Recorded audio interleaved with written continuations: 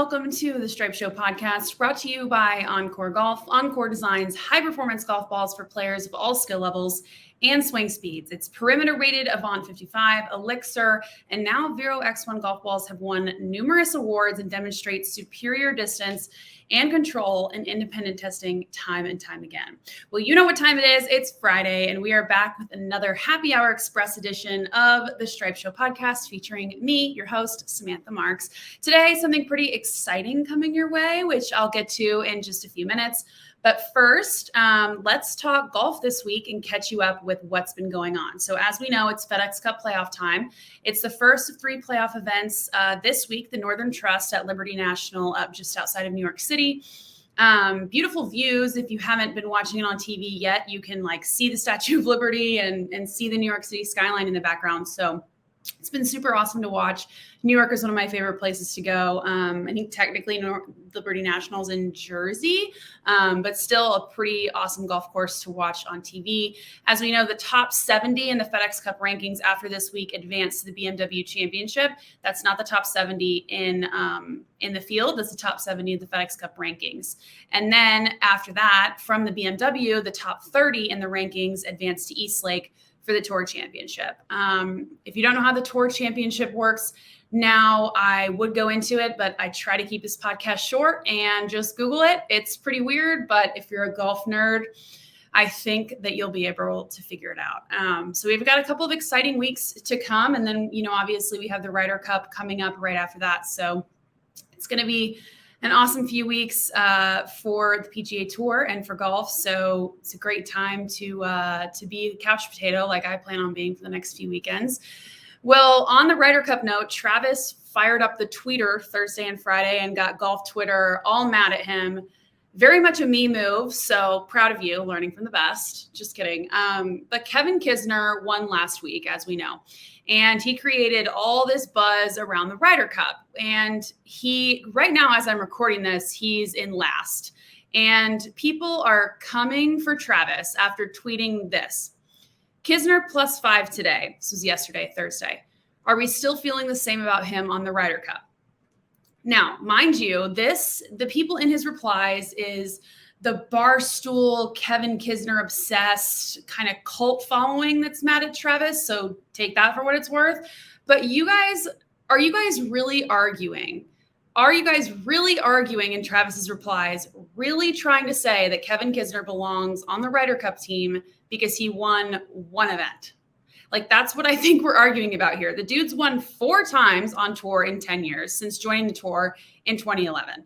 This one win is a quarter of his wins, okay? He's only finished in the top 10 4 times this season, and 1 was last week. You could say better about a lot of other guys on the PGA Tour, but for some reason, we're fixated on Kevin Kisner. Don't put words in my mouth saying that I'm saying it's easy to win. I understand it's not. It's very hard to win on the PGA Tour. But let's y'all find one thing that one guy with a lot of followers says one time and latch onto it like it's law.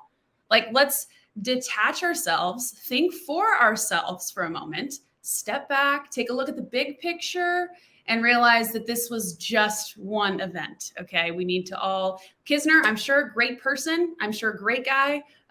From what I've seen, he's a great podcast guest. He's been on the Barstool podcast. But you could be a fan of him and understand that maybe there are people more qualified for that spot.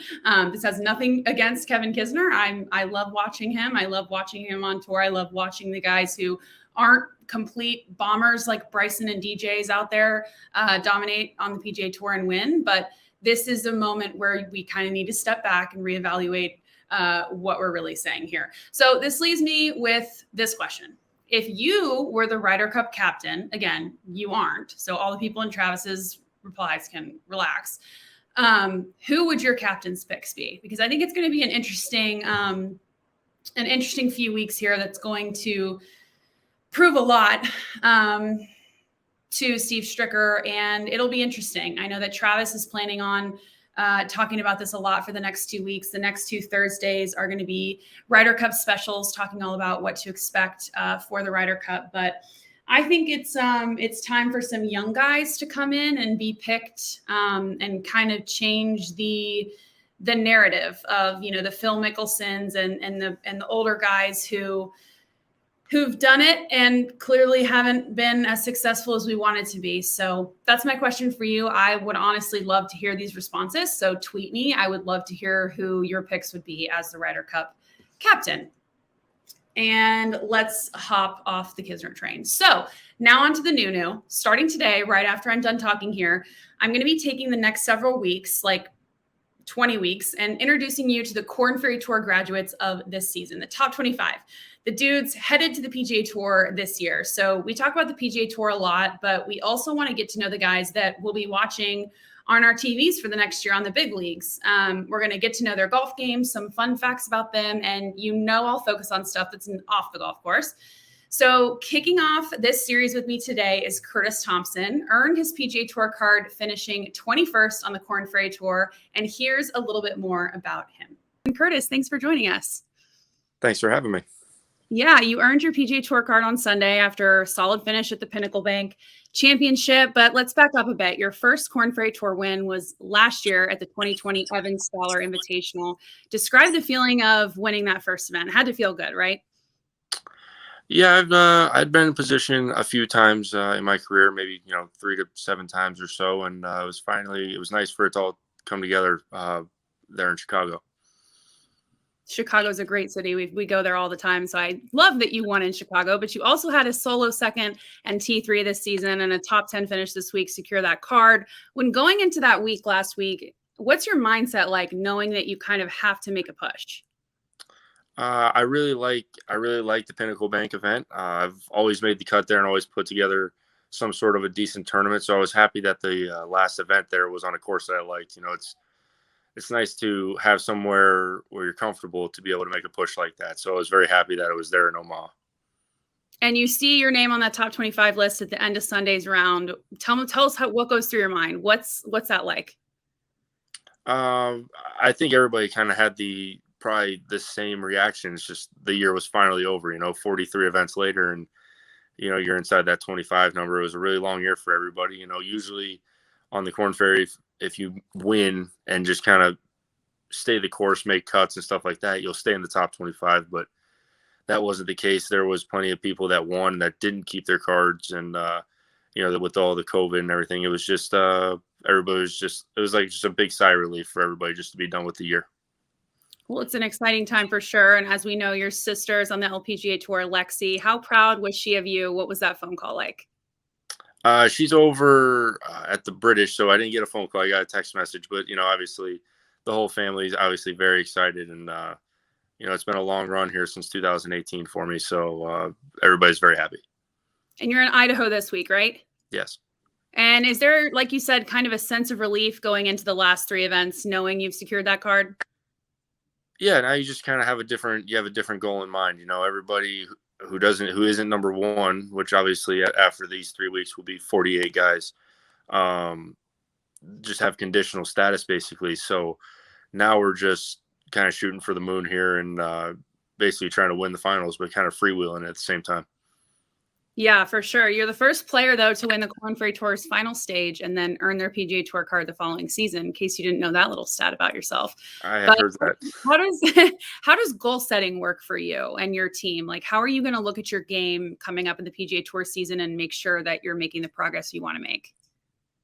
Well, everybody's kind of told me that's been on the PGA Tour that my game is a little more suited for being out there, a little more of a ball striker, not so much of a short game wizard. So I'm really excited to get out there. Obviously, make a good assessment of what's going on with my game now and where it needs to get better. I believe driving accuracy needs to get better, as my stats will show, and a little bit of short game here and there. And I think we've kind of got it all dialed in and ready for Napa. But yeah, definitely gonna have to make an end of the year assessment before I head off to Napa. Yeah, well, hey, Curtis, you're up first because we got the hard stuff out of the way, but I want to get to know these future PGA Tour players and ask everyone kind of a few same questions. So rapid fire, don't think too much about them. Golf and non-golf related. So answer as quick as you can. Okay. Okay. Okay. 3 words to best describe you.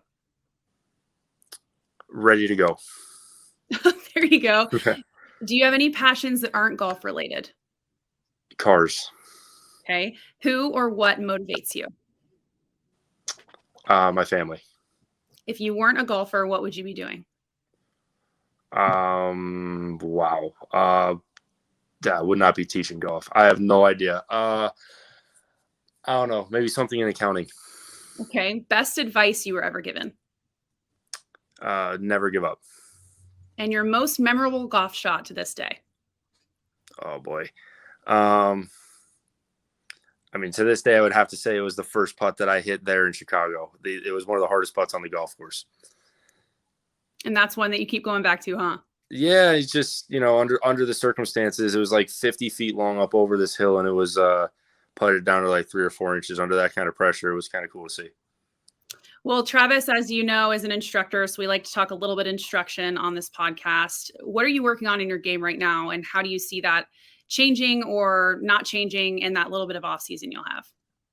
Yeah, I mean, it really depends on course management is a huge thing for me. If you look at my rounds there last week, made a lot of birdies and bogeys on Saturday and Sunday, and then kind of leveled it off at the end of Sunday. I kind of basically smacked myself in the head, like, really, what are you doing?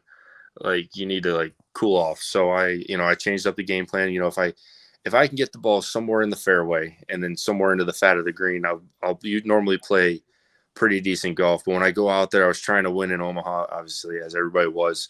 I went out there, I made a lot of good swings, and I made a lot of very bad errors in those first 7 holes. So that's a big thing that I have to work on, just making sure that my ball stays in play.